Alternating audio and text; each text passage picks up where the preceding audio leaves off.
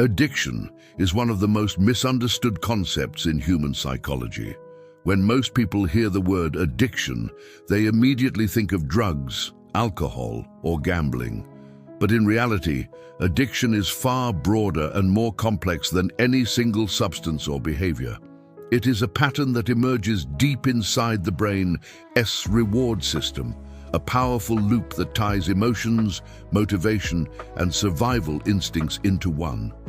Understanding this pattern is essential if we want to grasp not only why people get addicted, but also how almost everyone has some form of addictive behavior, even if they don't realize it.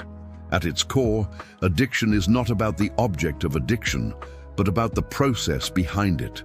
The brain does not care whether you are addicted to cocaine, social media, sugar, or validation from others.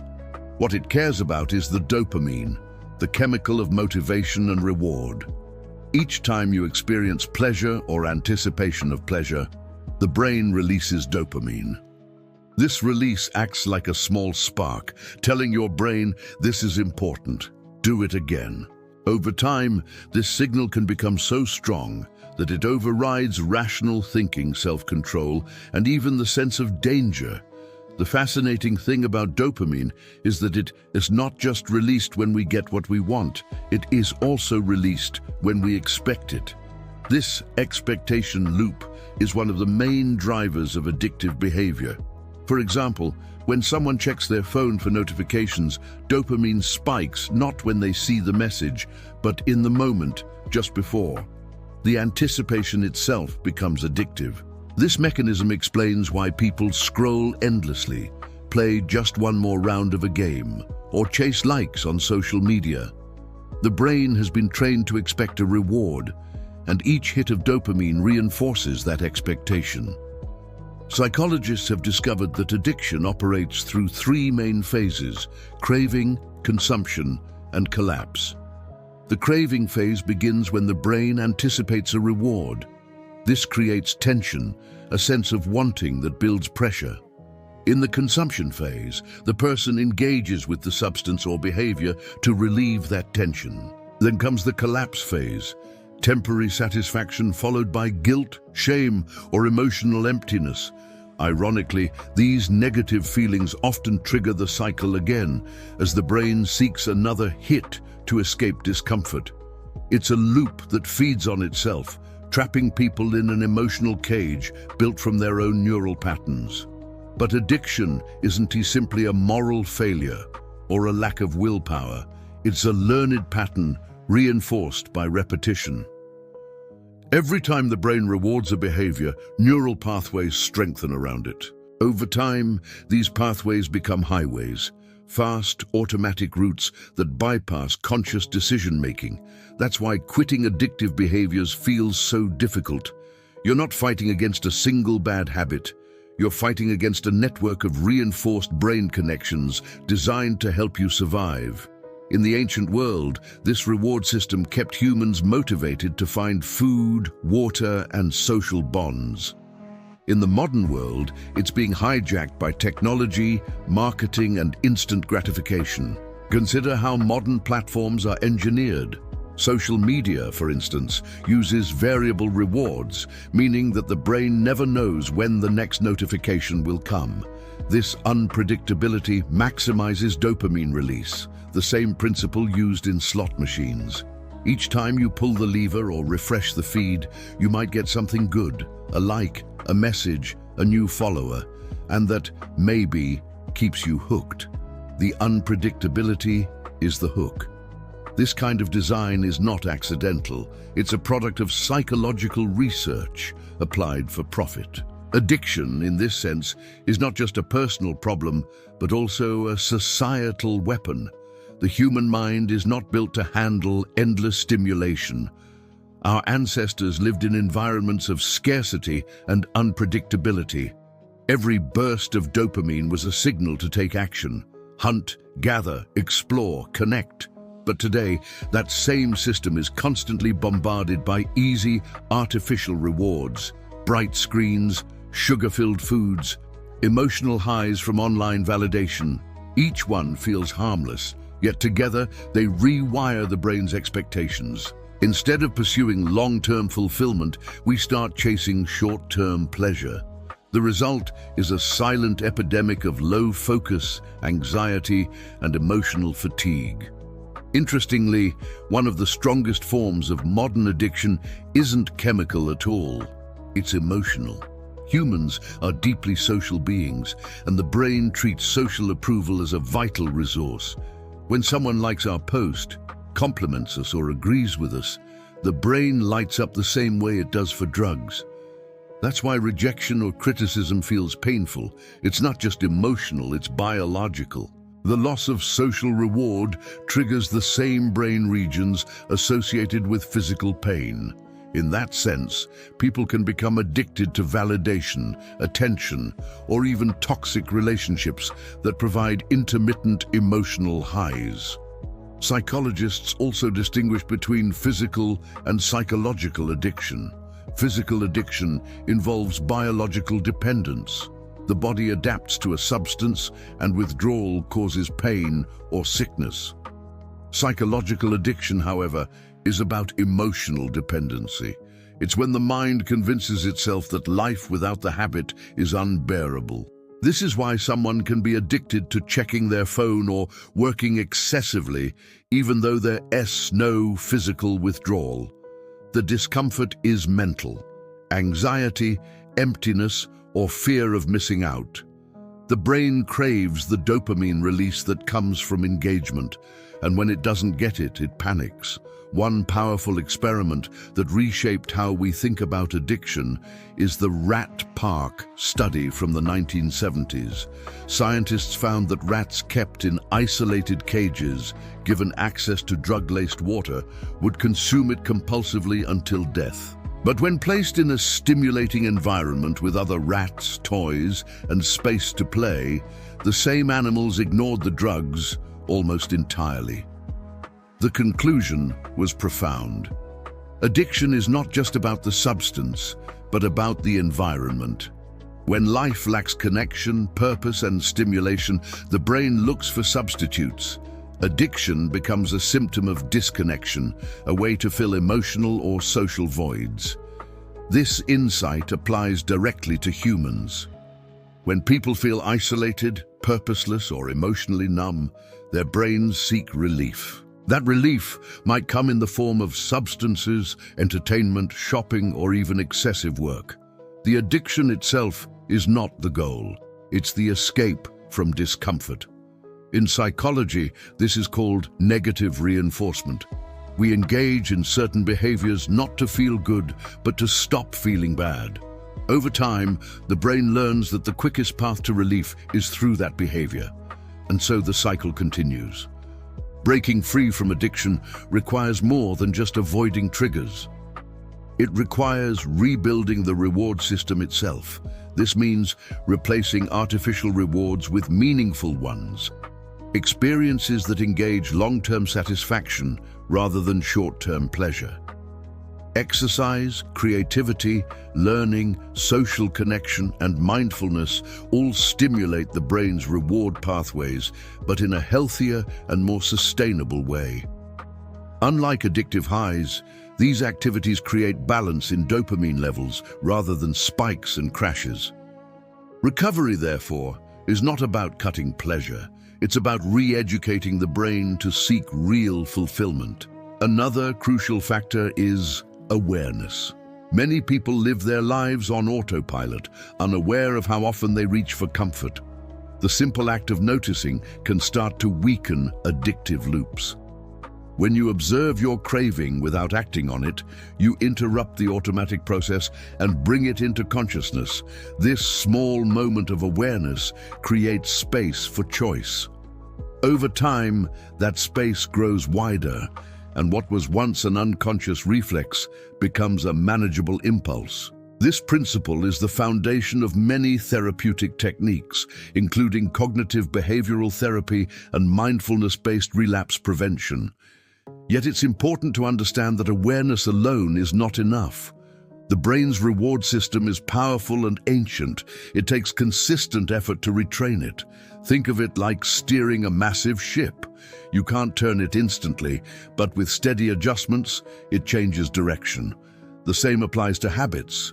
Each time you resist the urge and choose a healthier alternative, you lay down new neural pathways. These new paths compete with the old ones, and over time, they become stronger.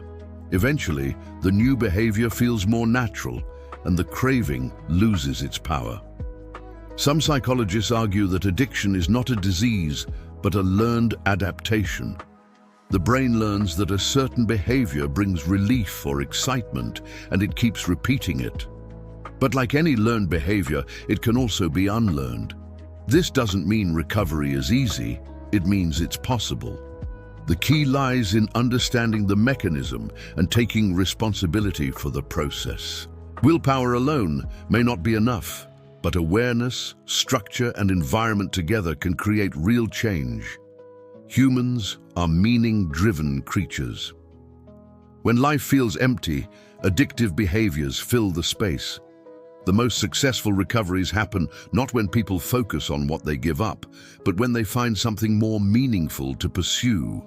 Purpose is the ultimate antidote to addiction. Whether it's relationships, creativity, helping others, or mastering a skill, meaningful engagement rewires the brain's reward system naturally. Dopamine still flows, but now it's tied to growth instead of escape. Addiction is not the enemy. It's a message from the mind, a signal that something deeper needs attention. The craving for stimulation, escape, or pleasure is not inherently bad. It's misdirected energy. When we decode that message and understand what the brain is really asking for, we can redirect it towards something better. This process requires patience and compassion, not punishment or shame, because in the end, every addictive pattern is a survival mechanism gone astray, a reflection of the brain's incredible capacity to adapt, even when it hurts us. Addiction, when seen through the lens of psychology, becomes less of a mystery and more of a mirror. It reflects how the human brain tries to cope with uncertainty, pain, and the constant tension between what we want and what we truly need. Every person carries within them the potential for addiction because every person carries the need for comfort, connection, and control. The difference lies in how we satisfy those needs. Some find balance through relationships, creativity, or discipline, while others fall into the trap of instant gratification. The truth is that the line separating healthy habits from addictive ones is thin and often invisible until it's crossed. One of the reasons addiction is so persistent is because it rewires the way the brain interprets reward and motivation. Over time, the addicted brain starts to value the addictive behavior above everything else, even survival. The prefrontal cortex, the part responsible for reasoning and impulse control, loses influence, while the limbic system, which drives emotion and reward, takes over. This imbalance creates a form of psychological blindness. A person knows that the behavior is harmful, yet feels powerless to stop. The logical mind says no, but the emotional brain screams just one more time. This internal conflict defines the addictive experience more accurately than any external symptom. There's a paradox at the heart of addiction. People often seek control through the very things that take it away.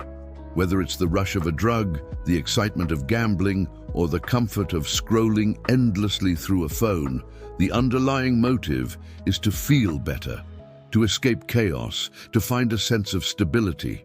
Yet each repetition strengthens the chain, not the freedom. In psychology, this is known as the control paradox, where the effort to regain control actually deepens dependency. It's like being caught in quicksand. The more you struggle to escape through the same means, the deeper you sink. Another key factor in addiction is emotional regulation. Many addictions begin as coping mechanisms for stress, trauma, or emotional pain. The behavior or substance becomes a shortcut to relief, a way to suppress uncomfortable feelings without addressing their root cause. But emotions that are suppressed don't disappear, they accumulate. Over time, the emotional backlog becomes heavier, and the person needs stronger stimuli to numb it. This escalation explains why addictions tend to intensify over time and why recovery requires confronting the emotional pain that started it all. Healing addiction means healing the story behind it. Trauma, especially in early life, is one of the strongest predictors of addictive behavior. Children who experience neglect, abuse, or chronic stress often develop hypersensitive stress responses. Their brains learn to associate relief with external comfort, food, entertainment, substances, or attention. As adults, this pattern transforms into addiction. In essence, the addictive behavior becomes a form of self-soothing, a desperate attempt to manage a nervous system that never learned to calm itself naturally. This is why many therapists say that the opposite of addiction isn't T-sobriety, it's S-connection. When people feel safe, seen, and supported, the brain no longer needs to seek artificial comfort. Recovery, then, is not simply about stopping an addictive behavior, it's about rebuilding a relationship with oneself. It involves reconnecting the parts of the mind that addiction disconnected: logic, emotion, and purpose. The process often begins with honesty, the willingness to see reality without distortion. Denial is one of addiction's strongest defenses because it allows the person to continue the cycle without guilt. Breaking denial means facing discomfort, shame, and fear head-on. It's painful, but it's also the first step toward freedom. As many recovering addicts describe it, you can't heal what you refuse to feel. Once awareness takes hold, the next step is replacement. The brain cannot function in a vacuum. Removing an addiction leaves an emotional and neurological gap that must be filled with something positive. That's why successful recovery plans focus not only on stopping the old behavior, but also on building new routines, goals, and sources of joy.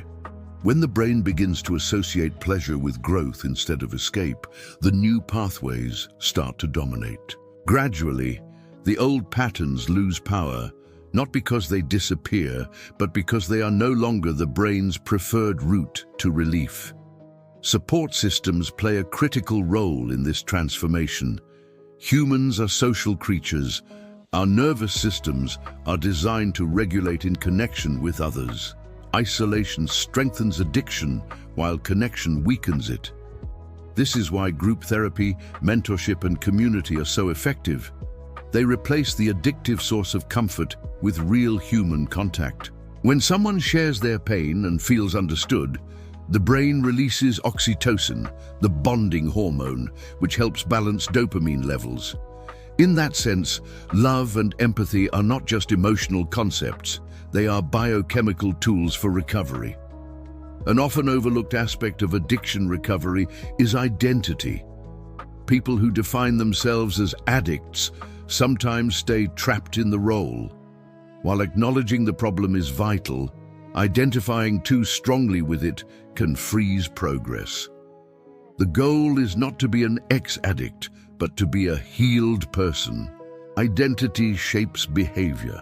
When someone begins to see themselves as capable, resilient, and deserving of peace, their actions follow suit. Reclaiming identity means rewriting the narrative, from one of shame and failure to one of growth and understanding. The story you tell yourself becomes the blueprint your brain follows. Modern neuroscience also shows that the brain remains plastic throughout life. It can change, adapt, and heal even after years of addiction. This phenomenon, known as neuroplasticity, is what makes recovery possible. Each time you resist an urge, reflect instead of react, or choose patience over impulsivity, you're literally reshaping your brain's wiring. Small choices, repeated consistently, lead to structural change. The same system that once trapped you can set you free. The difference lies in how you use it. However, in a world full of distractions, real recovery also requires boundaries. Digital addiction in particular thrives on unlimited access and endless stimulation. The more time we spend online, the more our attention becomes fragmented and the harder it is to experience real satisfaction. Setting limits is not about restriction, it's about protection. Protecting your focus, your time, your peace, learning to be bored again, to sit in silence, to face your own thoughts. These are not signs of deprivation, but of freedom. Because when the mind stops chasing constant input, it starts producing genuine insight. There's also a moral shift happening in how society views addiction. For centuries, addiction was treated as a weakness or a sin. People were punished, shamed, and isolated. But as psychology and neuroscience advanced, it became clear that addiction is not a failure of morality. It's a failure of regulation. The same brain mechanisms that helped our ancestors survive are now being exploited in environments that are too stimulating for our biology to handle. Recognizing this doesn't absolve responsibility, but it replaces judgment with understanding. And understanding is what opens the door to healing. One of the deepest truths about addiction is that it teaches us something fundamental about being human. It shows that the desire for pleasure, connection, and relief is universal. What differs is how we pursue it. Some chase it in ways that build, others in ways that destroy. But underneath both lies the same yearning, to feel alive, to feel safe, to feel enough. When that yearning is met with awareness and compassion, addiction loses its grip. It's no longer a monster to fight, but a teacher that reveals the parts of ourselves that still need care. The process of breaking free from addiction can take months, years, or even a lifetime. There's no fixed timeline because every person's emotional landscape is unique. The goal is progress, not perfection. Each moment of clarity, each decision to choose healing over habit is a victory. Recovery is not a straight line. It's a spiral that gradually moves upward. You may revisit old feelings or temptations, but each time you do, you return with more wisdom and strength. And that's what growth truly means. Not never falling, but learning to rise faster each time you do. In the end, the psychology of addiction reveals something paradoxical yet beautiful. The same brain that creates addiction is also the brain that can overcome it. The same pathways that once led to pain can lead to purpose. The same craving that drove destruction can be transformed into drive for creation, learning, love, or meaning. The mind is not broken. It's adaptable. It just needs direction. And once it finds that direction, even the deepest addictions can become stories of transformation rather than tragedy. So if you have ever struggled with addiction or any behavior that feels like it controls you, remember this: your brain is not your enemy. It's trying to help you, but it learned the wrong lesson. You can teach it a new one. The moment you decide to observe, to understand, and to redirect that energy, you take back the power that addiction once held over you.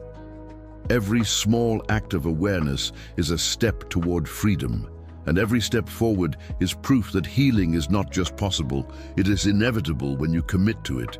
And maybe that's the real message behind all of this. Addiction is not the end of control, it's the beginning of understanding. It shows us how powerful our minds are, how deeply we crave meaning, and how much we can change once we stop running from ourselves. The mind that seeks comfort through chaos is the same mind that can find peace through purpose. And that purpose starts with one simple realization: you are not your addiction. You are the awareness behind it. If this message resonated with you, take a moment to reflect. What's one habit that controls you more than you'd like? Share it in the comments, not as a confession, but as a step toward awareness. Every story helps someone else feel less alone. And if you want to keep exploring the human mind, psychology, and the hidden forces that shape our behavior, subscribe to MindDecode HQ Together, we'll keep decoding the patterns that define us and learning how to break free from them.